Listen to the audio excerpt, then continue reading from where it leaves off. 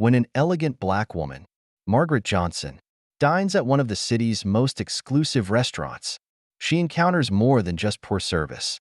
She becomes the target of a racist waitress, Emily, whose actions cross an unforgivable line. Unbeknownst to Emily, watching from a corner table is Margaret's son, Daniel, a man whose connection to the restaurant will turn this moment into an unforgettable reckoning. As tensions rise, what unfolds next will leave everyone in the restaurant shocked, revealing a truth no one anticipated. Before diving into this compelling story, let us know in the comments where you're watching from. And don't forget to subscribe for more powerful, real-life stories. The late afternoon sun cast long shadows across the polished granite steps of Manhattan's newest beacon of fine dining, Reverence. Margaret Johnson stood at the entrance, her reflection mirrored in the gleaming brass doors. At 72, she carried herself with the grace of someone who had spent a lifetime holding her head high in a world that often sought to diminish her. Her navy silk dress whispered elegantly as she moved, her pearls gleaming softly at her neck. Each step was measured, purposeful. As the maitre d' opened the heavy door, Margaret felt the familiar weight of stares. She had endured these looks for most of her life, curious, disapproving, questioning her presence in spaces that some deemed off-limits for people like her. She ignored them as she had for decades. Inside, the restaurant's luxurious interior unfolded like a scene from a glossy magazine. Marble floors gleamed like mirrors. Crystal chandeliers cast prismatic patterns on the walls, and the soft notes of a Chopin nocturne floated through the air. "Good evening, madam," the maitre d' greeted her, his professional smile just shy of genuine warmth. "Do you have a reservation?" Margaret's voice was warm but firm. "Yes, for one, under Johnson." A few tables away, a couple paused their conversation to watch. Their whispers were barely concealed behind designer napkins. Margaret pretended not to notice. As she had done for decades, the maitre d' consulted his tablet, his eyebrows lifting slightly. "Ah, yes, Johnson, for one. Right this way, please." As Margaret followed him, she felt the ripple of attention her presence created. A woman in a red cocktail dress nudged her companion, their eyes following Margaret's progress. A businessman frowned slightly over his wine glass. Margaret's gaze remained forward, her posture perfect, her expression serene. She had learned long ago that dignity was the best armor against prejudice. In a secluded corner of the restaurant, Daniel Johnson observed his mother's entrance with a mix of pride and simmering anger. At 45, Daniel had built an empire in the hospitality industry. Though few knew his face, he preferred staying behind the scenes, a strategic choice that was proving especially useful tonight. From his carefully chosen table, partially obscured by an ornate column, Daniel had a clear view of the main dining area. He adjusted his gold cufflinks, a gift from his mother on his first major business success. His dark suit was impeccably tailored, his appearance as refined as any patron in the restaurant. Yet, he knew that if he had entered as his mother had, he'd likely face the same judgmental stares. 3 months earlier, Daniel had purchased Reverence as part of his growing portfolio of high-end establishments. Tonight, however, he was not here as the owner. He was here as an observer, wanting to see firsthand how his staff treated guests when they believed no one was watching. A young waitress approached Margaret's table.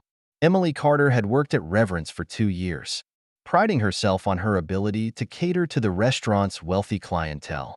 She had memorized wine vintages, mastered the art of anticipating needs, and cultivated what she considered the perfect balance of attentiveness and discretion. Yet, as she neared Margaret's table, her smile turned cold. Her eyes skimmed over Margaret's attire without truly seeing it, her mind already made up about the type of customer she believed Margaret to be. "Good evening," Emily said curtly. "Would you like to hear about our specials?" Margaret smiled warmly, either not noticing or choosing to ignore the waitress's frosty demeanor. "Yes, please. And might I trouble you for a glass of water first?" Emily's response was barely civil. "Of course. I'll have someone bring that right away." She rattled off the specials in a monotone, speaking so quickly that several items blurred together. Minutes earlier, she had described the same dishes to another table with enthusiasm and detail. Margaret, however, maintained her calm, her poise unshaken. From his corner table, Daniel's jaw tightened as he watched the interaction. He had seen this behavior before, the subtle dismissiveness, the barely concealed disdain. His fingers drummed silently on the crisp white tablecloth as he observed Emily's body language. She barely made eye contact with his mother and stood slightly turned away. Her responses curt and minimal. The evening unfolded like a carefully orchestrated symphony, but beneath its polished surface, tensions simmered. Emily returned to Margaret's table with a glass of red wine, despite Margaret having ordered white. The mistake was deliberate, something Daniel could tell from his vantage point. Margaret's gentle correction was met with a dismissive response. "Oh, did you? I must have misheard. Though this Malbec is actually quite—" Emily paused, her eyes lingering on Margaret's simple pearl necklace, more reasonably priced. Daniel's knuckles whitened around his water glass as he watched the scene unfold. He had seen this type of behavior before, small, seemingly innocuous slights that built into something unmistakable. Margaret, however, remained unflappable, her expression serene as she repeated her preference for white wine. As the evening progressed, Emily's behavior became increasingly brazen. Water glasses were left unfilled, requests were met with delays, and her tone grew more condescending.